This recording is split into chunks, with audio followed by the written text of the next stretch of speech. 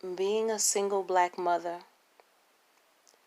is synonymous to your entire existence becoming a lifelong apology letter to your children from their father, who never signs his name after sincerely. He just overlooks your wording, attempting to make sure that you dot every I and cross every T, because editing is his best effort to play daddy, like he chooses to erase his responsibility and replace it with your overcompensating for his absence, where periods were never placed, causing run-on sentences into explanations about how things ending between you and him does not excuse him from becoming exclamation points for his children, like granting them feelings of security and affirming them in their times of need isn't a matter that should only be addressed by their mother.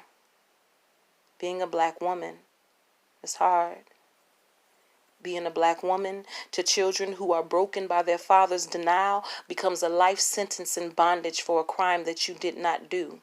But his lack of guilt becomes your judgment, and the verdict is that you will serve time observing how his injustices causes suffering for your children in places where you can never bail them out, in places where you are on trial, in places where apologies just sound like excuses for you not choosing a better route to produce a better outcome, because although their father is the one that's on the run, you are apprehended by your commitment to serve time and ensuring that they know it's not their fault. In fact, being a single black mother feels something like tripping over your words to grant your children peace while waging war within yourself for not being able to be every single solitary thing that they need when your son hits puberty and long awkward pauses fill spaces where conversations you can't hold slips away from experiences you have never had, pauses on moments where he can't call his father or call you dad because you're his mom, and his daughter can't decipher between being used or loved because the first man that should have been her example has been reduced to a ghost that only haunts her intelligence and emotions. So you find yourself playing tug of war constantly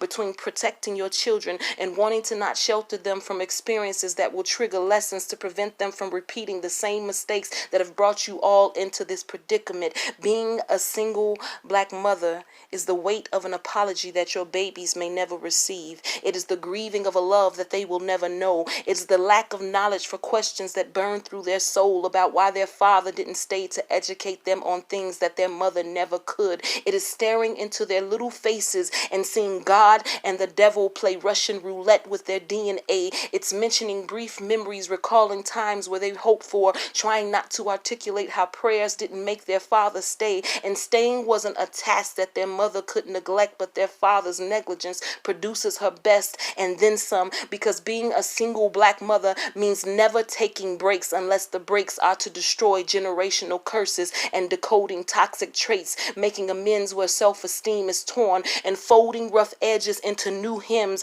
and blending tears into embraces, and taking the bitter and the sour to combine it with sweet, trying to make a recipe without all of the ingredients, but knowing that you have no excuse because your children need soul food, and you are the table, the plate, the spoon, and the fork may be missing, but being a single black mother means forever adjusting, so you do way more than just enough for them to never miss something or someone that didn't care enough to be present. Being a single black mother means being the gift when their father granted himself a permission slip to excuse their birthdays as insignificant. Being a single black mother means standing proxy for boxes that will never be checked and information that can't be provided on documents that their father are blind to, and receiving diagnoses that he never made time to offer his existence and healing. So you end up becoming the balm, the ointments, the sleepless nights and the appointments, the decisions and the answers, hoping that you never leave a stone unturned, and no questions without marks of your presence, no indications that they are any less of a blessing just because you are a single black mother.